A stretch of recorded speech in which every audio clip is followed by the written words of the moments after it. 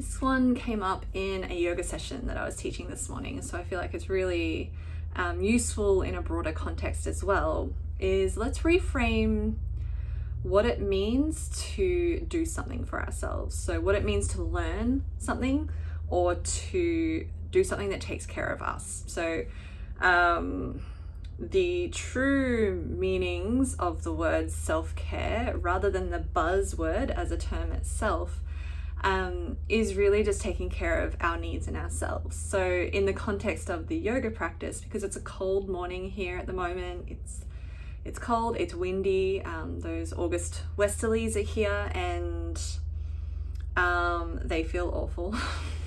If you're me, they feel awful. And it's important to warm up your joints when you feel cold. So we're on our backs and just warming up through our hip joints in particular, because they are a synovial joint. They work better when that synovial fluid lubricates the joint. And it's really useful to do, especially in cold, windy weather, one, the other, or both, as a way of taking care of your body before you start to move. Regardless of what the theme of the session itself was. Beyond that, we took a couple of moments just to warm up through the hips. So that is an act of self-care. This is taking care of you. So rather than I have to warm up my hips because they are quote unquote bad, it can be I get to warm up my hips, and that means that I function a lot better and a lot more optimally. And that's an act of love for myself because I'm doing it for me. And in the broader context, it can be around learning something. When you learn or you put into practice something that might feel challenging, so for example, new or different ways of communicating that land a little better with the people that you're trying to interact with and build relationships with, you don't have to do that, but you get to do it. And it is an act of self-love and care for your future self, who will benefit from it. If not you right now, and likely you right now will benefit from it, but the future you will benefit exponentially from that as well. So that is an act of love for a version of you, rather than seeing it as just another thing I have to learn, or just another thing that I'm awful and bad at, rather than seeing it as things like that, you get to see it as things like, these are things I get to learn that will enhance my experience of how I live, or of how I interact, or of how I feel within myself in any given moment.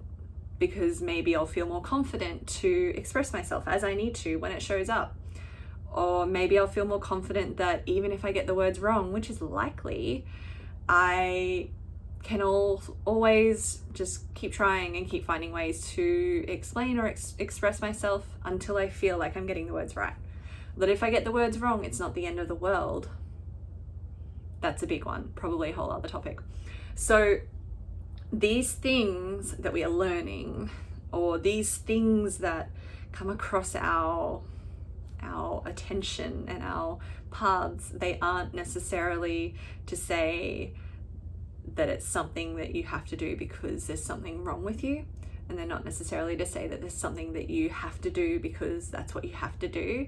It's reframing it so that it becomes more of a thing you're doing because you care about you and your experience and how you feel. That's really it.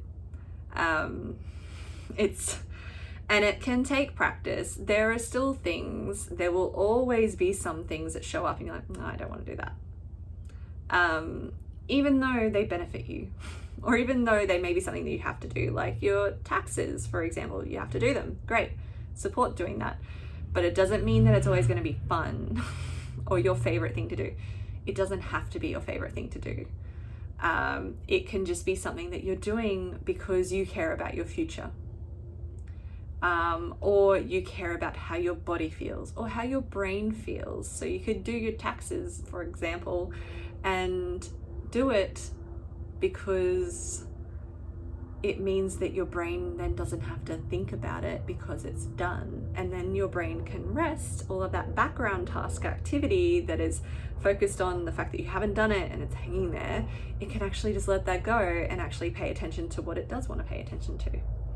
So that is an act of self-care for you, and it's an act of love for you. So all of the little things, even if it's about exercise or eating right or going to the shops to get the food to then cook the meal, it's all helpful, and it's all for the love of you, whether it's your health, physical health, mental health, emotional health, your experiences, how you feel, how confident you feel, your ability to engage and connect with others, which is a huge thing, that we can feel disconnected when we don't know what it is that we're doing, or when we feel uncertain in what it is that we're doing, or when we view everything that it is what we're doing as I have to learn how to communicate better and I don't want to, so I'm not going to. But all of it is just caring for you, because it's all for your own experience.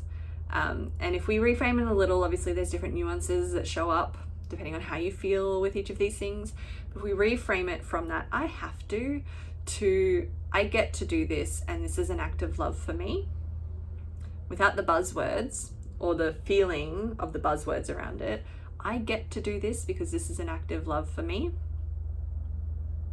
And that's all you need. That's what you'll need. And that, let that be enough.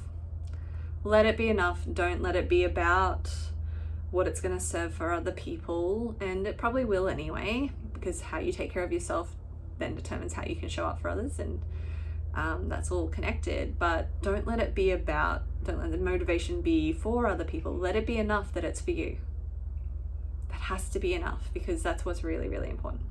So yeah, reframing that mindset around the things that you do, that you pause to take the time out for, so that it becomes a little more intentional and a little less of a chore.